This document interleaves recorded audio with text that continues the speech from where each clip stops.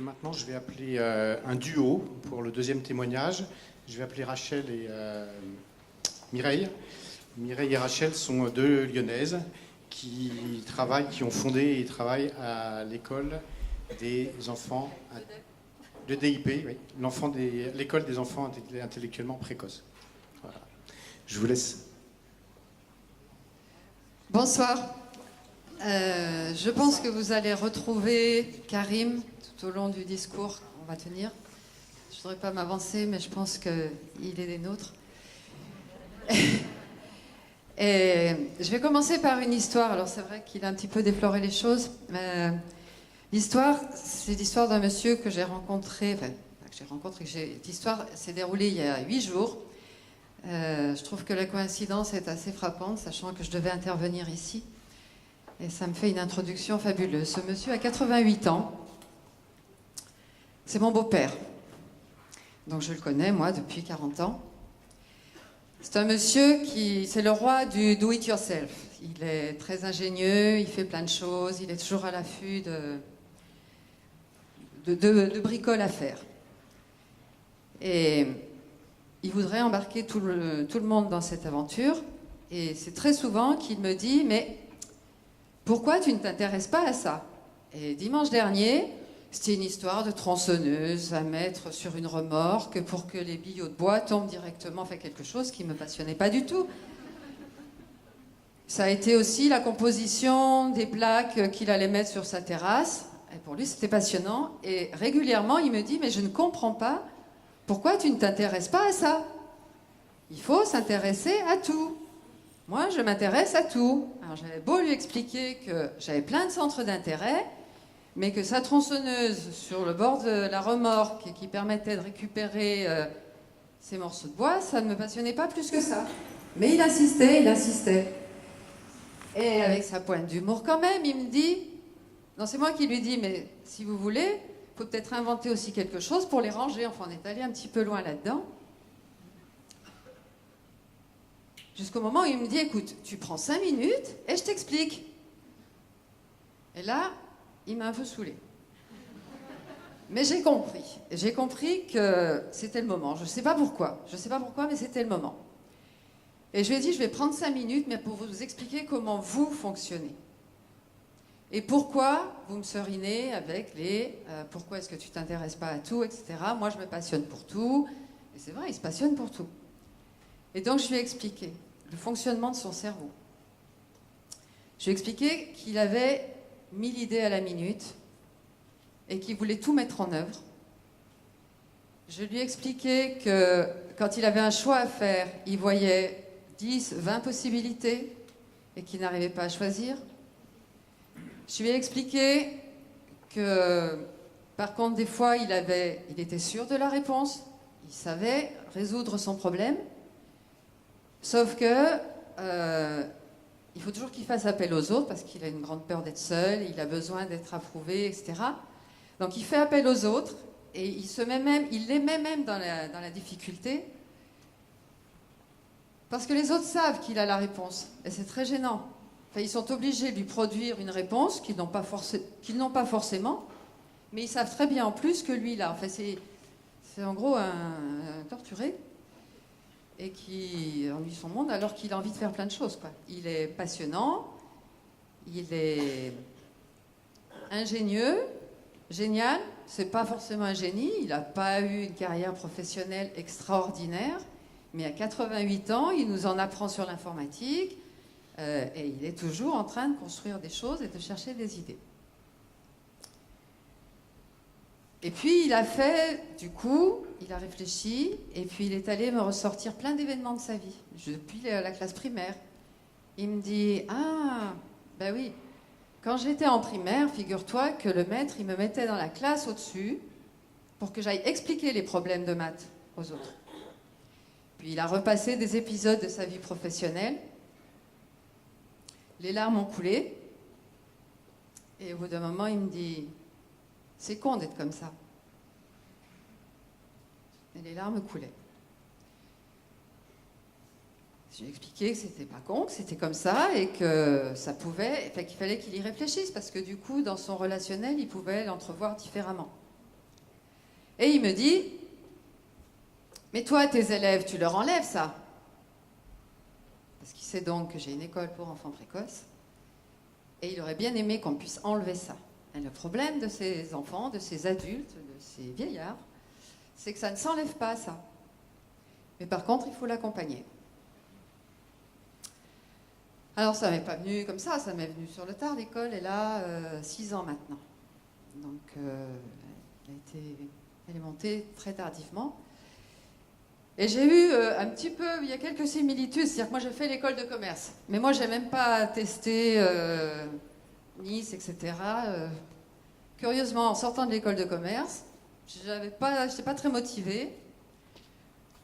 J'ai eu 3 enfants dont je me suis occupée, et seulement après, je me suis dit, il faut peut-être faire quelque chose de ta vie, comme si je n'avais pas fait avant, mais bon, après on s'en rend compte plus tard que s'occuper de 3 enfants et les amener jusqu'à l'âge de l'école primaire, c'était déjà pas mal, c'est un beau boulot en soi.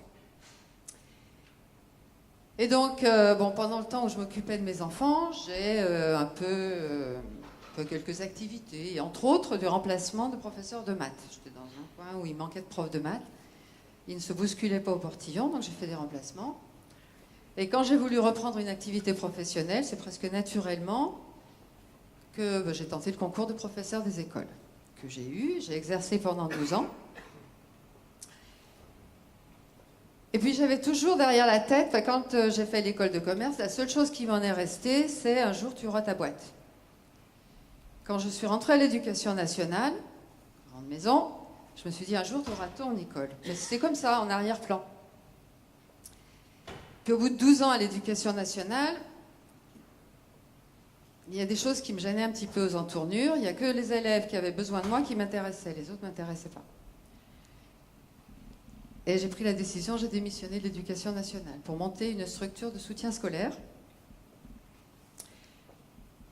Ah, j'avais oublié quand même une belle étape. Avant de démissionner, j'ai quand même rencontré mes enfants précoces, enfin des élèves précoces. Le premier est arrivé à l'école en septembre.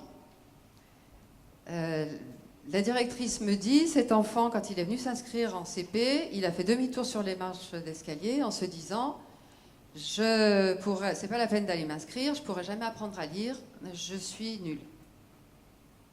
Effectivement, cet enfant parlait en verlan, il disait des phrases entières en verlan, mais il avait passé sa maternelle dans un coin parce qu'il ne collait pas avec... Il était un peu différent. Donc lui s'était dit, jamais j'apprendrai à lire, c'est pas la peine de m'inscrire. Du coup, psychologue, test, et c'est le premier élève étiqueté enfant précoce qui est arrivé. Donc grand chamboulement dans l'école où on était, tout le monde s'est attelé à comprendre ce que c'était que la précocité, parce qu'il fallait bien s'en occuper, c'est pas tout dire qu'il était précoce. Donc toute l'école s'y est mise. On a aidé cet enfant, plus ceux qu'on soupçonnait d'être précoces, plus on est allé assister à des conférences pour comprendre vraiment ce que c'était que la précocité. Du coup, entre 2 conférences, on se dit, tiens, il y a quelque chose à la maison qui ressemble un petit peu à ça. Cet enfant qui, au CP, montait sur les tables, c'est tout ce qu'on m'en disait, qui écrivait des phrases... c'est pas une flèche à l'école, effectivement, il écrivait, il soulevait le crayon pour écrire des mots quand il respirait, quoi. Mais ça, on me l'avait jamais dit non plus. Enfin, c'était un fonctionnement un petit peu à part, mais surtout, il avait quand même, cet enfant, quelques caractéristiques dont on nous parlait dans les conférences. Et donc vient le moment où je démissionne de l'éducation nationale pour monter une structure de soutien scolaire. Et là encore, en rebelote, je rencontre une quantité impressionnante d'enfants précoces qui venaient là pour apprendre l'exercice de maths pour le lendemain, uniquement pour avoir la bonne note, mais c'était tout. Il y a quelque chose qui ressortait quand même dans ces moments de soutien scolaire, c'est que j'appréhendais les notions avec eux d'une certaine manière et je savais très bien que le lendemain, ils allaient retrouver leur professeur. J'ai rien contre les professeurs, ils ont beaucoup de mérite, même ceux qui ne conviennent pas, dit-on, à ces enfants précoces. Parce que c'est pas facile. Mais donc, ils se retrouvaient dans un système qui ne leur correspondait pas tout à fait. On verra tout à l'heure que c'est pas tout à fait juste, c'est pas comme ça qu'il faut l'entendre. Et donc, l'écart se creusait. Et un jour, j'ai franchi le pas, je me suis dit, eh ben, tu montes ton école, et j'ai monté l'école, et depuis 6 ans, on en est là. Enfin, on est dans cette école. Et donc, la différence, qu'est-ce que Voilà. c'est que cette précocité? Oui. La différence. Donc, en effet, c'est des enfants qui sont surtout, qui se sentent surtout différents, parce qu'ils ont un fonctionnement de pensée différent. Et c'est ça qui est important. Ils sont à haut potentiel, ils sont surdoués, ils sont tout ce que vous voulez. Mais en tout cas, ce qui est important, c'est qu'ils ont un mode de pensée qui est particulier. Voilà. Et il faut qu'ils apprennent à l'accepter et à le reconnaître pour pouvoir justement vivre en collectivité, vivre avec les copains dans la cour de récréation et après aussi pouvoir suivre une scolarité aussi qui leur soit adaptée. Et donc, comment on reconnaît ces enfants, justement? Comment on les diagnostique? Parce que c'est pas simple. On a des indices, mais la seule manière de savoir réellement s'ils font partie de haut potentiel ou pas, c'est des tests. Donc les tests, on en a 3 différents. On a le WIPSI pour les enfants de 3 à 6 ans. Après, nous avons le WISC-4 de 6 ans à 16 ans. Et après, la VICE pour les adultes. Donc c'est des tests d'intelligence, vous les connaissez certainement. Donc ça donne un résultat, un QI. Maintenant, on ne donne plus un chiffre, mais des valeurs qui sont une fourchette en fait. Voilà. Et ça nous permet d'avoir un profil cognitif. Et avec ce profil cognitif, on a des points forts, des points faibles qui nous permettent aussi de mieux comprendre ces enfants et de mieux les aider. Alors régulièrement, quand nous, on a les nouveaux élèves qui arrivent à l'école, je les reçois et je leur parle quand même, je leur demande ce qu'ils font là. Et ils me disent, je ne sais pas, mes parents m'ont mis là. Et on est quand même, l'école s'appelle école pour enfants intellectuellement précoces. Mais il n'y en a aucun qui m'a dit un jour, je suis précoce. Donc voilà, donc après j'essaie d'expliquer ce qu'on peut leur apporter, ce qu'on peut faire avec eux, pourquoi ils sont là. Et après je vais chercher leurs tests pour leur expliquer que c'est pas moi qui raconte n'importe quoi, que s'ils sont là, c'est pas par hasard. Et là, très souvent, ils ne savent absolument pas ce que c'est, ils comprennent pas du tout ce que je leur dis, quoi. Donc voilà, donc l'école c'est surtout aussi un accompagnement vraiment personnel. Individualisé, non seulement dans les apprentissages avec une pédagogie différente, mais aussi dans un accompagnement personnel. On a une sophrologue, donc la psychologue, et avec une coach, etc. Voilà, si vous voulez continuer, Mireille, sur l'école, oui. plein de choses à Donc, dire. depuis 6 mois, j'ai démarré avec un élève. Et pendant 1 an et demi, j'ai enseigné également. Donc, j'enseignais toute la journée. J'ai eu un élève, et puis 2, puis l'école a grossi. En ce moment, on a 45 élèves, du CP à la terminale. Alors, pourquoi une école spécifique? J'en parlais tout à l'heure. Beaucoup disent que ces enfants-là, alors que soit le système n'est pas adapté à eux, soit eux ne sont pas adaptés au système, c'est un grand raccourci. La grande difficulté de ces enfants, c'est qu'ils se bloquent l'accès aux apprentissages. C'est-à-dire qu'ils n'ont aucune difficulté, même pour ceux qui sont soi-disant en difficulté scolaire. Cognitivement, ils ont tout ce qu'il faut, l'intellect fonctionne très bien, mais ils sont capables de mettre en place des systèmes de défense qui les empêchent d'accéder aux apprentissages. Mais c'est même plus que ça. Je pense qu'il y a même des fois où c'est eux-mêmes qui utilisent l'école comme moyen d'expression, d'expression de leur mal-être. Ils savent, tout petits, qu'ils ne sont pas en danger, parce qu'ils ont quand même une petite idée de leur capacité. Tout ça, c'est inconscient. Hein. Je ne veux pas dire qu'ils le font exprès de se mettre en situation d'échec scolaire, mais c'est inconscient. Ils savent que s'ils tirent sur la sonnette d'alarme de l'école, on va les entendre. Donc ça, c'est une chose. Et sinon, ça tient à leur manière de fonctionner. La grande différence avec un enfant, disons, standard, c'est des problèmes émotionnels et relationnels qui viennent les envahir. Ils arrivent à l'école avec un sac à dos hyper chargé. On a toute la palette, en fait. C'est très difficile d'en parler parce qu'il n'y a pas un profil d'enfant précoce. Rien qu'au niveau des émotions, ça peut aller de celui qui ne ressent aucune émotion et qui n'en exprime aucune. On en a un à l'école. quand il veut montrer, quand il veut nous dire ou nous faire plaisir, il esquisse un sourire, mais il n'y a rien derrière ce sourire. Il ne reçoit rien, il n'envoie rien. Et à l'inverse, on en a qui sont complètement débordés par les émotions. Un copain qui est triste, mais ça peut le faire pleurer. Alors, il ne faut pas le confondre avec l'empathie, c'est-à-dire qu'ils reçoivent plein de choses, mais ils ne sont pas capables de se mettre à la place de l'autre. L'empathie, c'est se mettre à la place de l'autre. Et c'est là toute leur difficulté. C'est que bien souvent, ils ne sont pas capables de se mettre à la place de l'autre. Du coup, ils reçoivent tout de manière violente. Ils n'ont pas les codes. Alors, il y a plusieurs mots. Ils n'ont pas de filtre, pas de limite. Enfin, il y a plein de choses à dire autour d'eux. Et c'est là-dessus, en fait, pour en revenir à l'école et pourquoi une école pour eux, c'est qu'on a, on dit 50-50 parce qu'on reste une école. 50% apprentissage, mais 50% c'est de l'accompagnement personnel. Et c'est pas seulement l'accompagnement personnel des enfants, mais c'est l'accompagnement personnel des parents. Parce que les parents sont perdus. On a des enfants qui sont dans la toute-puissance très tôt. Et les parents ne savent pas comment faire. Ils ont du mal à retrouver le contrôle. Voilà. Et c'est tout ça, tout ça à l'école. Voilà. Il y a tellement de facettes, il y a tellement de cas différents que... Alors après, au niveau des apprentissages, oui, alors là, on revient presque terre à terre, quoi. Dire qu'on adapte la pédagogie, ok, qu'on fait dans l'individualisation. On est capable, par exemple, d'avoir un élève qui arrive soi-disant en CE2 et puis qui a refusé jusqu'à présent de lire et d'écrire. Donc on le reprend en CE1 en français. Par contre, c'est une balle en maths, donc on le met en CM1 parce qu'on ne peut pas le mettre en CM2. Et on répondra à vos questions.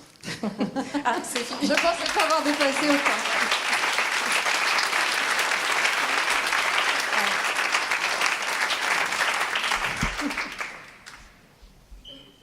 Non, j'ai pas vu. Pardon. Merci. On prend peut-être une question, s'il y a une question brûlante. Là-bas, Lucie.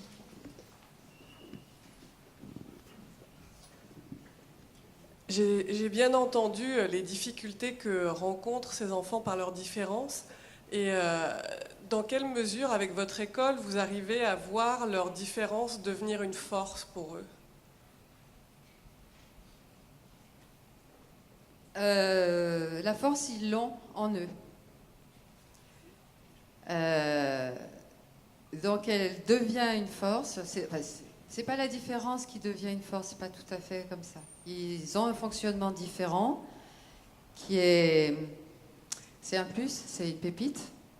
Par contre, ils ont plein de parasites autour, quoi. Et donc, nous, ça devient une force à partir du moment où on les voit s'éveiller. Mais ça peut être à l'instant même où ils passent la porte, la première fois. Parce que là, certains, enfin beaucoup, pratiquement tous, disent « Ah, enfin des gens qui fonctionnent comme moi ». Donc ils en ont déjà posé une partie. Puis petit à petit, ça s'effeuille. Et de petit à petit, ça va de mieux en mieux. C'est comme ça, c'est pas du jour au lendemain, c'est eux qui se construisent. On les aide à se reconstruire, à ressortir ce qu'il y a à l'intérieur d'eux-mêmes. Ou faire ce que Karim a fait, c'est-à-dire il était formaté pour quelque chose, puis il avait une enveloppe qui n'est pas négligeable, elle va lui servir, mais c'était pas lui, c'était un outil. Et il a fait ressortir exactement, enfin je parle pour lui, mais c'est l'impression qu'on en a eue. Et encore une fois, on s'est dit, il n'était pas uniquement poli quand il nous posait des questions tout à l'heure. Et quelque part, ça résonnait en lui. Bon, il va nous dire que non, mais que voilà, c'est pas ça. Mais voilà, c'est tout ça. Et mon beau-père, à 88 ans, vient d'admettre qu'il avait ce fonctionnement-là. Je vous dis, on se connaît depuis des années, il sait exactement ce que je fais. Ça fait 6 ans que j'ai l'école, 6 ans qu'il sait ce que sont les enfants précoces. Mais pour l'instant, il n'avait pas voulu voir. Et c'est ça. Et donc, on espère que ça vienne le plus rapidement possible pour les élèves. Mais on est simplement là pour les faire grandir et grandir avec eux-mêmes et pas avec la marionnette qu'ils actionnent habituellement. J'ai été trop loin. Oui, je propose qu'on arrête parce qu'on a un petit peu de retard. Mais je vous laisserai aller vers Muriel. Merci beaucoup à tous les deux.